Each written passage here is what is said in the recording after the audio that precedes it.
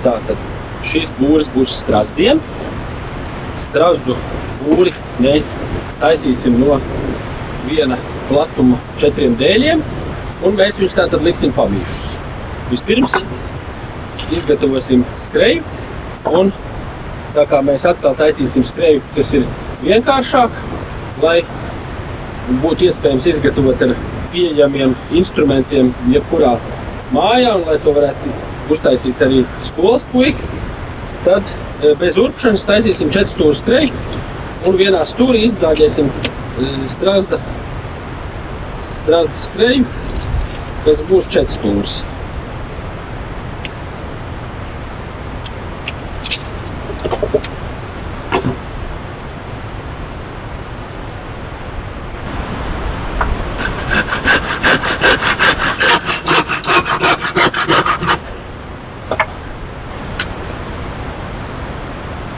Tad šo te skreju mēs liksim nevis šādi, tad skreja būtu stipri maziņa, bet mēs viņu liksim šādi te un sāksim naglot kopā būri. Nu, tā kā būris ir pamīšus, tad otrs mums šis bija te, un šitais mums jāsit šeit. Tad mums būs pamīšus, jo visi 4 dēļi mums ir vienādi.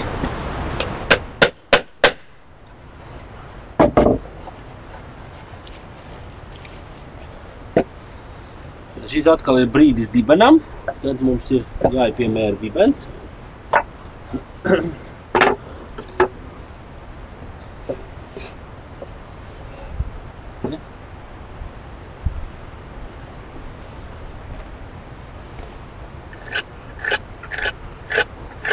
Un jāatcerās, ka dibens mums būs iekšā, jāpieliek mugurējā siena, tur viņa būs. Un jāiezīmē dibens.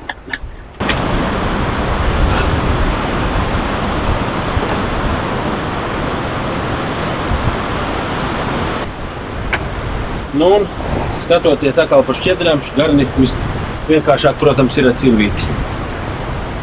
Jāuzmanās, kur mums plīsīs. Plīsīs, protams, tur, kur redzēt. Nu, bet diezgan smuku plīst. Nu, ja ir bail, un tā var, protams, arī zāģēt. Zāģēt šādā virzienā ir grūtāk mazliet, bet, nu, tad nozāģēt jau var.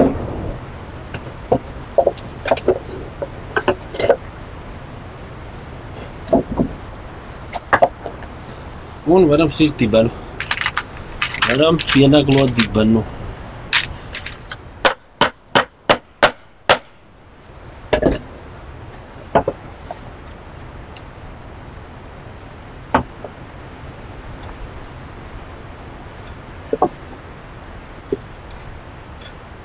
Tagad ir atkal jāpiezīmē līstes, kurā vietā būs līstes.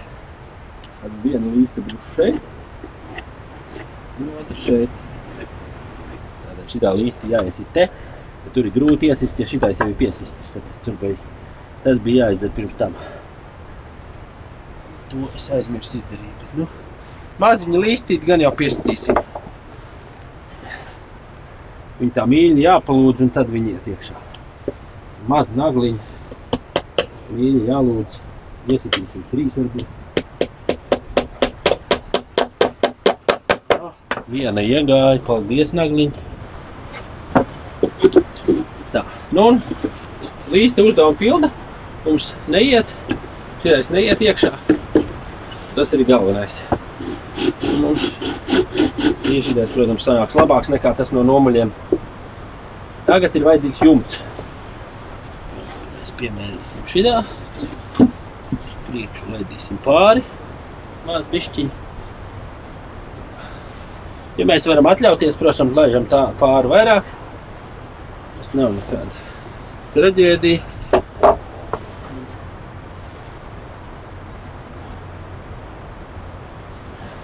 Kā mums vajadzēs kādā brīdī 2 naglas.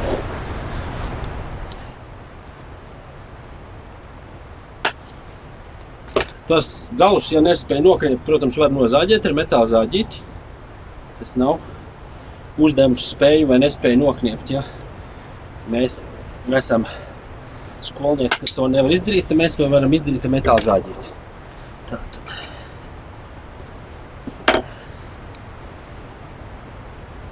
Un ir jāsit klāt būris. Protams, nepiesitot aizmugurējo sienu, uz kuru mums turēsies būris. Bet aizmugurējā siena, protams, jābūt klāt, ka mēs sākam, lai mēs varētu piemērīt. Šitam te dēlim vēl uztaisīsim līsti aizmugurē, lai būris ir slīpi, lai notek ūdens.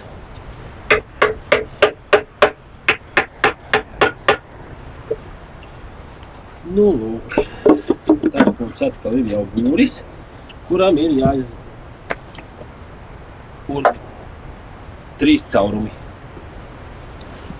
2 caurumi, lai turētos būris pie mugurējās sienas.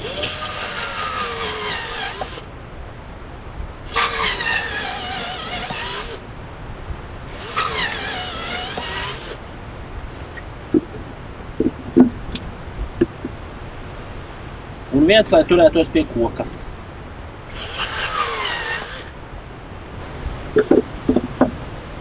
Un tas caurums jau ir zem šīs līstītes. Līstas nozīme ir, lai būris stāvētu slīpi un no viņa notekētu ūdens. Tātad šo būri pie koka piestiprina ar vienu naglu. Varētu teikt, ka kokam nepatīk viena nagla. Ja tur pretī būrus pie koka siena ar stiepli, tad meža taksators Čauns teica, ka tāda stiepla kokam ir daudz sliktāka nekā viena nagla.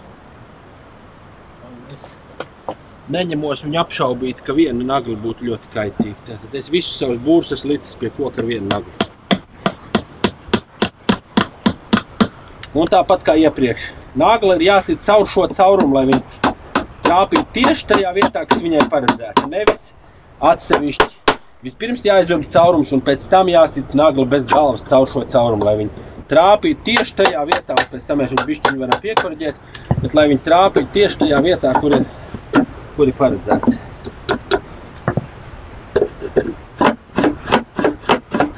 No šitā apmēram būtu jāstaigā. Un tātad šitā nagla nav jāliek pirms nesit pie koka, jo tad viņi izkrīt ārā. Lai viņi neizkristu, tad viņi parasti būri uzreiz iekšā neliek. Viņi pieliek tajā brīdī, kad jau kāp kokā un būrs ir būri klāt un būrs ir gatavs.